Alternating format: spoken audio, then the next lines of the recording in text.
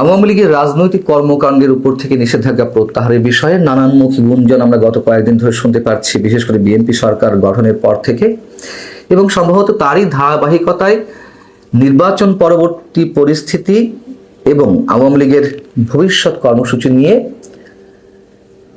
দলীয় সভানেত্রী শেখ হাসিনার সঙ্গে একটি ভার্চুয়াল বৈঠক অনুষ্ঠিত হয়েছে আওয়ামী লীগের ওয়ার্কিং কমিটির বেশ কয়েকজন নেতার সঙ্গে। সেখানে বেশ কয়েকজন প্রেসিডিয়াম সদস্য উপস্থিত ছিলেন এবং দিল্লি থেকে শেখ হাসিনা ভার্চুয়ালি যুক্ত হয়েছেন, আর আওয়ামী লীগের নেতারা দিল্লিতে দলের কোনো এক প্রেসিডিয়াম সদস্যের বাড়িতে বসে তারা এই বৈঠকে যুক্ত ছিলেন, এমন খবর দিয়েছে ভারতীয় কোনো কোনো গণমাধ্যম। প্রশ্ন হচ্ছে যে আসলে কোনো ধরনের সিগন্যাল সত্যি সত্যি আওয়ামী লীগ পেয়েছে কিনা রাজনৈতিক কর্মকাণ্ড প্রত্যাহারের বিষয়ে। বৈঠকে শেখ হাসিনা বিএনপির নাম উল্লেখ না করেই যে মন্তব্যটি করেছেন তা হচ্ছে এরকম যে, আমরা আশা করব বর্তমান সরকার এই অবৈধ নিষেধাজ্ঞা প্রত্যাহার করবে, যদি না করে তখন আমরা আমাদের মতো করে সিদ্ধান্ত গ্রহণ করব, কর্মসূচি ঘোষণা করব। ভালো কথা, কিন্তু আমরা তো জানি যে তিনি এই ধরনের মন্তব্য এর আগেও করেছেন। বিশেষ করে নির্বাচনের আগে ভারতীয় কোনো কোনো গণমাধ্যমকে দেওয়া সাক্ষাৎকারে তিনি মন্তব্য করেছিলেন বিএনপি সরকার গঠন করলে আওয়ামী লীগের রাজনৈতিক কর্মকাণ্ডের উপর থেকে নিষেধাজ্ঞা প্রত্যাহার করবে, তিনি আশাবাদ ব্যক্ত করেছিলেন।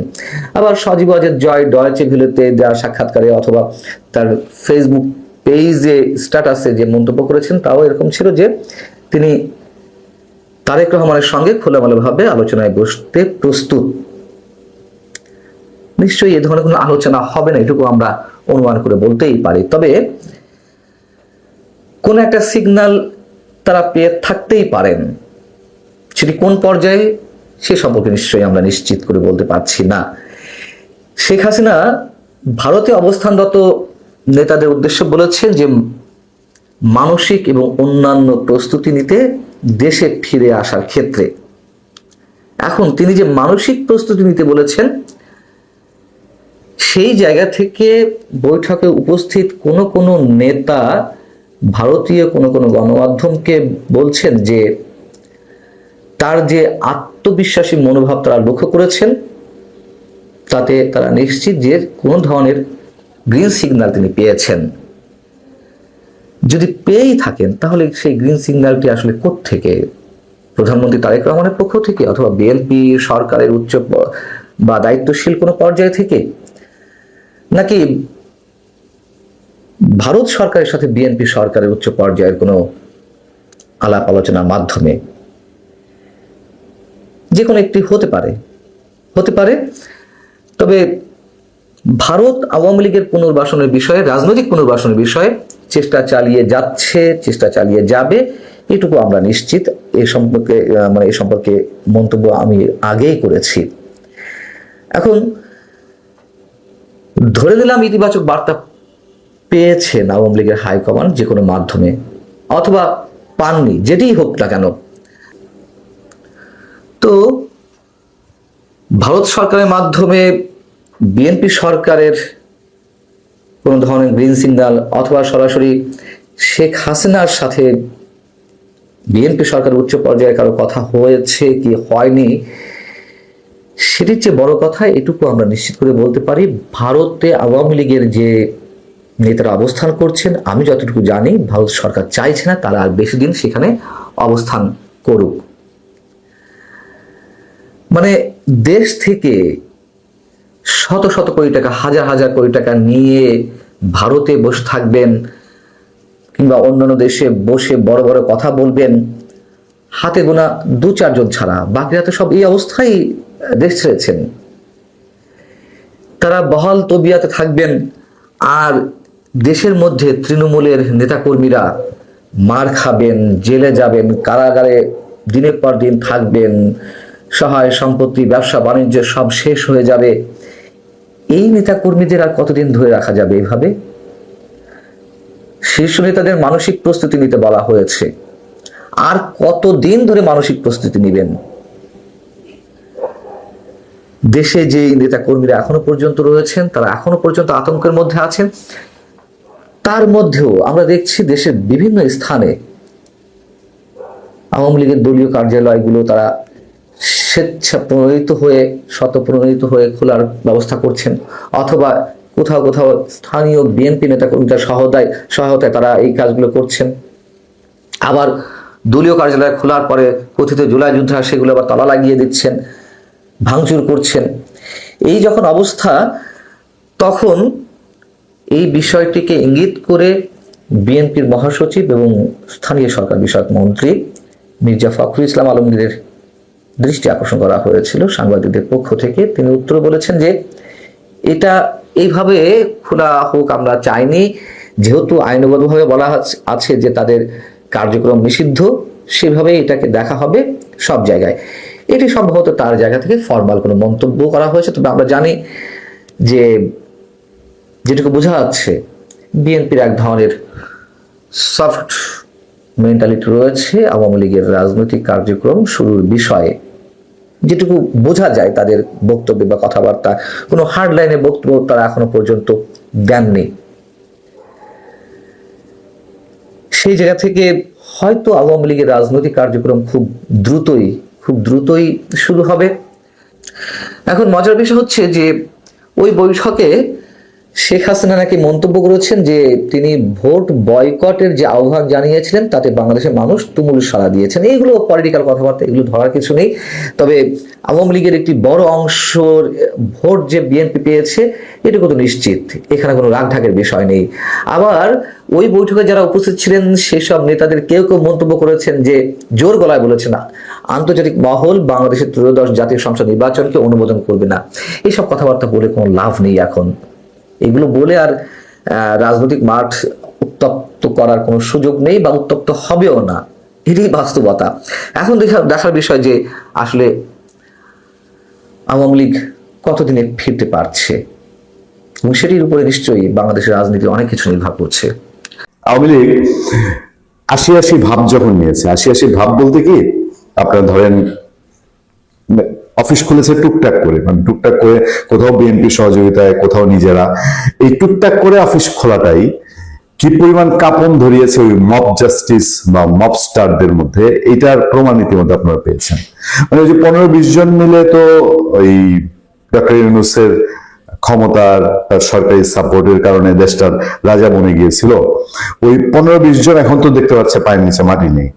ওই এনসিপি ওয়ালারা, নাহিদ ইসলাম থরো কাঁপতে কাঁপতে প্রেস কনফারেন্স করে বলে হ্যাঁ বন্ধ করে না, হ্যাঁ আমরা, তারপরে আবার বলে আমরা মাঠে নামবো, আমরা মোকাবেলা করব। তো এই আমরা মোকাবেলা করতে গিয়ে ওনারা কয়জন তাদের কাপড় খুলে যায় কিনা আমি খুব দুশ্চিন্তায় আছি। নাহিদ ইসলামকে বলবো যে ভাই এখনো ক্ষমা যদি চান, আওয়ামী লীগের কাছে সময় আছে, সময় থাকতে ক্ষমা চেয়ে দেখেন কাজ হয় কিনা, যে কাণ্ড আপনারা করেছেন। এখন আওয়ামী লীগের ক্ষমা চাওয়ার পক্ষে আমি, আওয়ামী লীগ অবশ্যই বাংলাদেশের মানুষের কাছে ক্ষমা চাইতে হবে এবং তার পুরো খোলনল চেয়ে পাল্টে ফেলতে হবে। এই দলের যদি বাংলাদেশের ভবিষ্যতে রাজনীতি করতে হয় তার টোটাল খোলনল চেয়ে পাল্টে ফেলতে হবে, এটাও জোর দিয়ে বলি। কিন্তু আবার নাহিদ ইসলামরা যখন আওয়ামী লীগ নিয়ে কথা বলবে তখন তাদেরও আওয়ামী লীগের